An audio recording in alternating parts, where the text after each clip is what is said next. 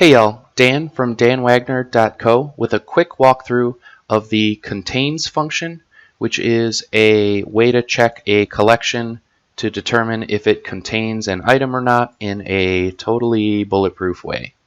So first things first, we look at the function definition here. Obviously, we need to pass in a collection because that's what we're checking. And then we have two additional arguments, a key, which is declared as a variant, and an item, which is declared as a variant. So first things first, let's walk through the situation where our user provides us a key. So we check to see if the key was passed in using the isMissing function. If not, we save the key variable as a string instead of a variant. And then we get into this error handling block that does all the real heavy lifting for us here. So first things first, we set the contains function to true, and then we attempt to assign this var variable to the collection response, if you will, that comes from the passed in key. And this is pretty interesting because either this is going to be successful, and obviously then we know that the key is and the item is contained, or it's going to throw an error. And the errors are pretty interesting. But let's talk first about the successful operation. If this works and the var variable gets assigned correctly, then our error number is going to be 0, and we're going to exit function with contains equals true. All good. However, if an error does occur, it's either going to be error number 91 or error number 5. Error number 91 happens when the assignment itself fails. So imagine that this collection contains all, let's say, worksheets. If you attempted to assign a worksheet to a variant without using the set keyword, you would get error 91. And that's exactly what this is checking for. So in a situation where error 91 pops up, then we use this goTo check for object, and in that case we use the isObject function to determine whether or not the object that we're looking for is associated with that key. If it's true, we get true for the contains function, and then we exit the function. What happens if error number 5 is thrown? Error number 5 indicates that the collection does not contain the passed in key. And so in that case, we set contains equal to false, and then we exit the function. Now naturally, if the passed in key does not identify an object, then this if statement doesn't successfully kind of get walked through, and we wind up going to contains equals false and exiting the function. So that covers all of our paths when a key is passed in. If we don't get a key, but we do get an item passed in, then instead we assume contains is equal to false, and then at that point we're unfortunately stuck looping through the collection and checking each item in the collection against the passed in item variant here. And so this obviously is going to be a little bit less performant than the first path, but this is still a good way to identify whether or not an item is contained inside the collection. And finally, if the user does not pass in a key or an item, we default the contains function to false. And so those three paths consider all of the potential options when checking a collection for an item.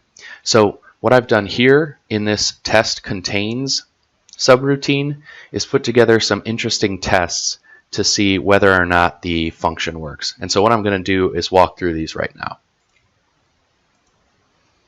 Cool. So in this first situation, we have a strings collection.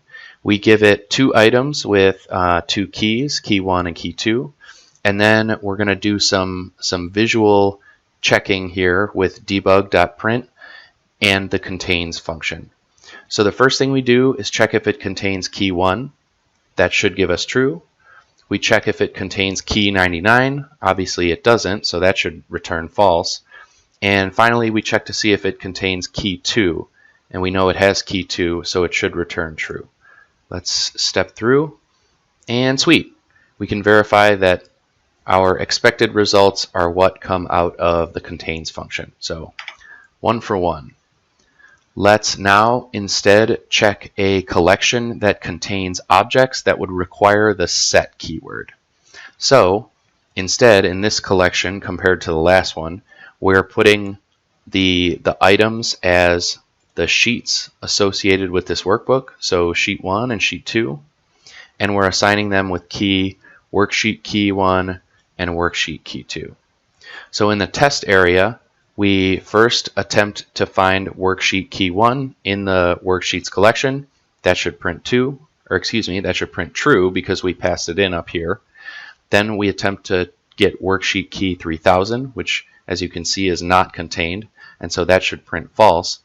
And finally, we attempt to get out worksheet key 2, which is passed in above, and so our result should be true, false, true, just like last time. Sweet. And indeed it is. We get true, false, and true. So we're able to catch that error number 91 as well. Now, let's test a situation where you have an empty collection, right? The collection has been initialized, but you don't actually pass in any keys or any items. In that situation, if you were to pass in a key, like any old key here, you should trivially get false back. So let's make sure that happens. Sweet, it does. So we're 3 for 3 now.